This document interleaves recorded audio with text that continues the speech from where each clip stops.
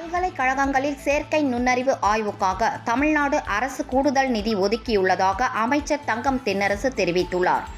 விருதுநகர் மாவட்டம் சிவகாசி மாநகராட்சி கார்னேசன் சந்திப்பில் பட்டாசு தொழிலாளர்களின் உழைப்பையும் தியாகத்தையும் சிறப்பிக்கும் வகையில் 29 லட்சம் ரூபாய் மதிப்பீட்டில் கட்டப்பட்டுள்ள நினைவு சின்னத்தை நிதி அமைச்சர் தங்கம் தென்னரசு திறந்து வைத்தார்.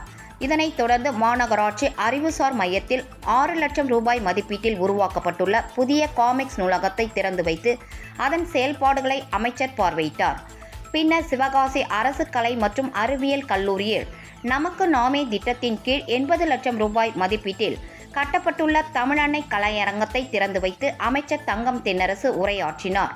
அப்போது பாரம்பரிய பாடங்களுடன் செயற்கை நுண்ணறிவு போன்ற நவீன பாடத்திட்டங்களும் அரசு கல்லூரிகளில் கிடைக்க வேண்டும் என்பதற்காகவும் பல்கலைக்கழகங்களில் செயற்கை நுண்ணறிவு ஆய்வு மேற்கொள்ளவும் அரசு கூடுதல் நிதி ஒதுக்கீடு செய்துள்ளதாக கூறினார்.